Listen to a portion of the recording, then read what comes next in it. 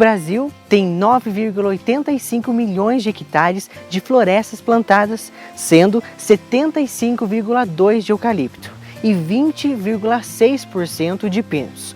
O líder entre os estados é o Paraná, com 3,7 bilhões de valor de produção e 3,3 bilhões só da silvicultura, seguindo por Minas Gerais e Santa Catarina. Hoje nós vamos conhecer um pouco mais sobre a silvicultura em nossa região, desde a plantação até o destino final. Por isso pegamos a estrada e fomos até a comunidade do Peroba, conhecer de perto essa cultura.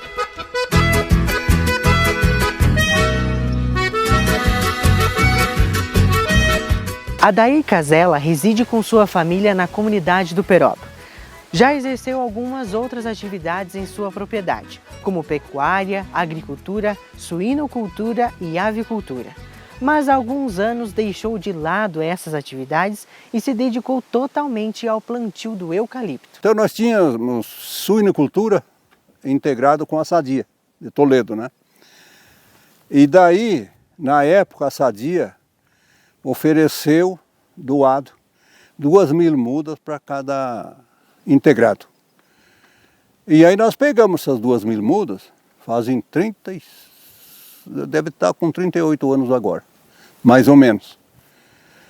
E plantamos. E a gente um pouco via, porque nós já éramos de outra região, né? Que a madeira aqui estava fazendo falta, né? Existia alguma serraria, não arrumavam madeira para serrar em lugar nenhum. Naquele tempo serrava madeira nativa, mas nem existia mais também, né? E daí achamos que o menos para a gente se manter, para ter a madeira para o consumo da gente, alguma construção, e para calorias mesmo, para lenha, pegamos aquelas 2.000 mudas, aí eu arrumei mais 5.000 mudas depois disso na Copavela. Então plantamos aquelas 5.000 mudas, quando vendemos, não sobrou muito por causa da formiga. Formiga cortadeira incomodou demais. Aí em Catanduvas arrumamos uma isca que atraía ela levava para a caseira dela, fomos combatendo. Então tá, aquela madeira rendeu bem. Foi vendido com 14 anos, não sobrou muita árvore dessas 5.000. Mas deu um rendimento muito bom, em cúbico, para tora, lenha, aquele tempo tinha uma procura boa. Nós vendia na época por mais preço do que agora. E o que a gente adquire agora não tem comparação com aquele tempo, né? E aí o IAP, Instituto Ambiental do Paraná, né? Tinha muda em Cascavel. Aí tinha que fazer um projeto pela Emater, recolher o dinheiro no Banestado e ir lá buscar as mudas, que eu citei primeiro, né? Chegava lá, esqueci o nome do homem, lá era meio bravo, mas como é que eles vão mandar vir buscar muda se eu não tenho? Não tem aquela bagunça, eu tinha que ir de novo mais tarde, aquela coisa. Teve o viveiro Romana, lá onde vai para Toledo, era bom. Depois teve o IP, ali no Guarujá. Também pegamos muda lá. E aí, eu só porque deixei de acreditar um amigo meu lá em Concórdia, não é que eu duvidasse, dizendo, mas olha daí, você batendo, vá a Concórdia, Santa Catarina, né? Lá existe um viveiro de classe, um viveiro que é feito mudas em laboratório. Você sai muito bem. Quando eu vi pela televisão uma reportagem da Planflora, aquele viveiro, esclarecimento, aí fui para lá. Fui para lá, o homem já conhecia alguns dos meus irmãos que moram para aquelas regiões. É um senhor viveiro que melhor que aquilo não sei onde é que tem. O dono é um senhor, ele é doutor em reflorestamento, diz que eles trabalharam 9 anos com essa variedade para poder pôr no comércio, para poder dizer o que é. Então depois eu vou mostrar para vocês, além da nota vem como se fosse um documento de sanidade, né? E o que vai dar de rendimento a dita madeira, que nós temos, fazendo o trabalho conforme é recomendado. Por exemplo, um alqueire você planta 2.700 árvores. Termina deixando até no segundo ralhamento, depois pode tirar mais alguma coisa, como o caso desse aqui, que já deve tirar mais algum pouco, é 1.000 árvores mais ou menos por alqueire só. 800 a 1.200, então 1.000 árvores, né? Aquela você tem que esperar do 14 a 19 anos para ela dar uma boa madeira. Eu não vou dizer todo, mas ela dá em torno de 3,5 cúbicos de tora para madeira cada árvore. E sobra a ponta para lenha, coisa assim, sempre dá alguma coisa, né? No início de tudo, seu Adair nos conta que acabou perdendo algumas plantações, devido a algumas doenças que dificultaram o desenvolvimento do eucalipto. Primeiramente, nós perdíamos alguma coisa. Então, essa variedade que eu estou comprando, que estou plantando, que já temos a maioria dela plantada, ela aqui não deu doença nenhuma. E nós tivemos outros plantios que deu doença. Tocou de tirar antes do tempo. Deu doença. Nós adquirimos em Guarapuava o tal de Bentame. Ele é um eucalipto que o gelo não mata. E para nós aqui, dado um pouco de temperatura maior, ele veio muito bem. Eu ainda tenho um pouco aí. Veio muito bem e começou a dar um problema, adoecer as árvores. Caía a folha, rachar a casca e vir galhozinho, tudo que era tal. Tocou de tirar tudo antes do tempo. Até foi tirado uns pedaços bons, porque eu andei plantando meio bastantinho. Então foi quase que empatado o dinheiro ali, porque não estava na época de tirar, né? Nós adquirimos mudas uma vez que tinha uma ferrugem na folha do eucalipto. Uma ferrugem como se fosse ferrugem de soja quase. E ia caindo as folhas. Aí tá aquela receita para pulverizar com fungicida lá, mas não é brincadeira, depois de estar em uma altura de 3, 4, 5 metros, como é que vai pulverizar, né? Não vence, né? Eu comecei e parei. Mas eu prefiro perder tudo. E daí andei plantando desse que nós temos agora, nos mesmos lugares que deu a ferrugem naqueles mais antigos, nunca adoeceu nada. Então ele vem com certificado de sanidade, né? Ele garante, até agora garantiu a planta. A manutenção no cultivo do eucalipto é um dos principais e importantes métodos para que a árvore se desenvolva.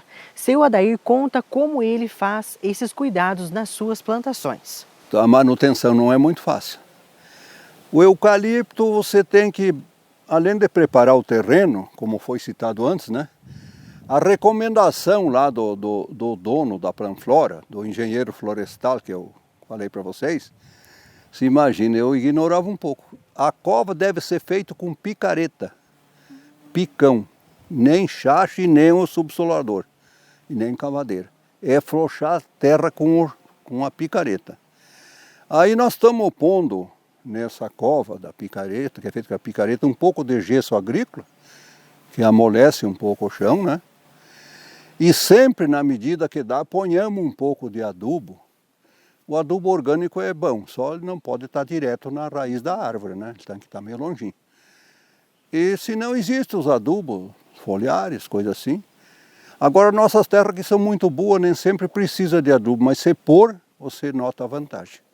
Ele vem bem melhor. E a manutenção, até os 2 anos, você tem que estar limpando um pouco o cipó. Aqui dá muito cipó, as terras são muito boas.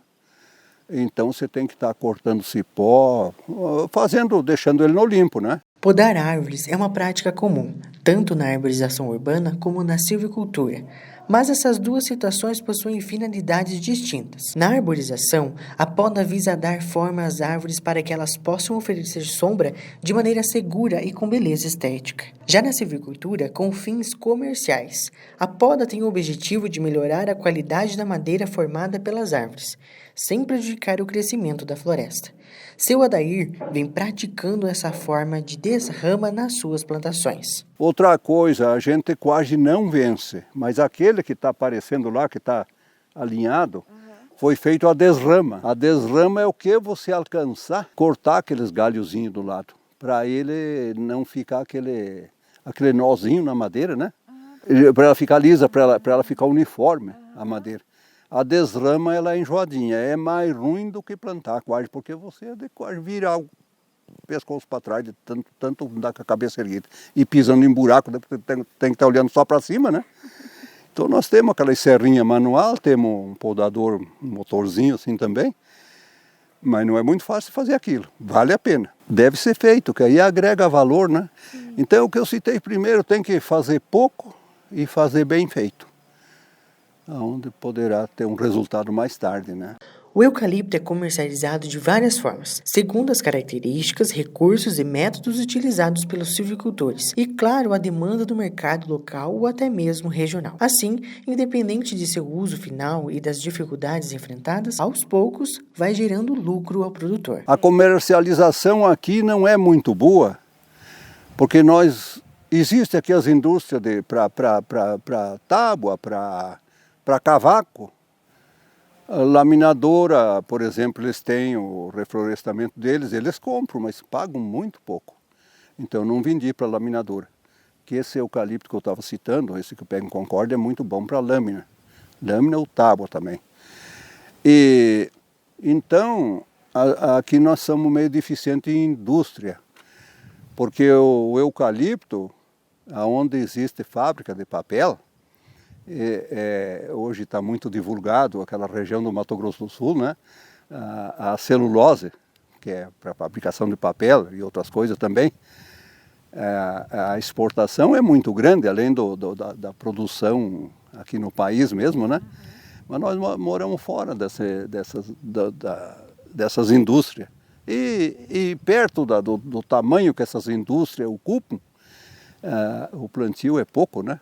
É pouco, e com alguns outros fica meio pouco. Então precisaria ter mais. Porque se nós morássemos próximo de indústria, como mora alguns amigos meus lá onde nós se criamos, lá por Santa Catarina, que existem fábricas de papel, onde existe uma muito grande, eles arrendam a terra, pagam o 40%. Se a pessoa quiser receber mensal, eles pagam tanto por mês. E se não, eles fazem todo o trabalho e na época da colheita, se quiser vender fora, o 40% que pertence ao dono da terra, pode vender fora. E eles pagam o preço do comércio. Então é um bom negócio, porque tem pessoas que estão vivendo até bem com esses arrendamentos, né? Mas aqui nós não temos isso aí.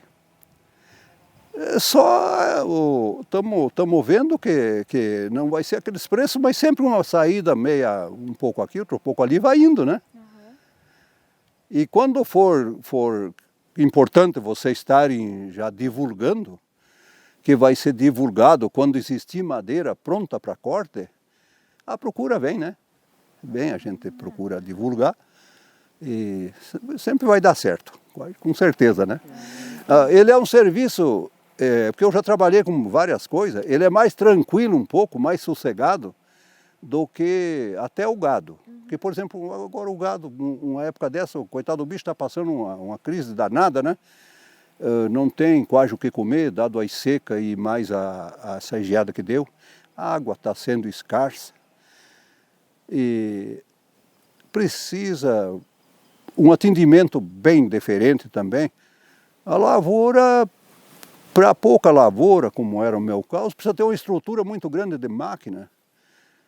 E aí não vale a pena, não compensa, precisa ter máquina. Se tiver trabalho para aquela máquina, senão não resolve muito, né? Neste ramo do reflorestamento comercial, seu Adair vem explorando outras formas de trabalho, como o mogno, pinheiro, pinos e a erva mate, que sempre foi destaque na história da região sul do Brasil. E no meio disso fomos plantando um pouco de pinos, um pouco, como falei, além do cérebro italiano, um pouco de mogno, mas ainda experimentamos, né? Um pouco de pinheiro, que sempre tem que comer um pinhãozinho, né? E a erva mate está nós socorrendo.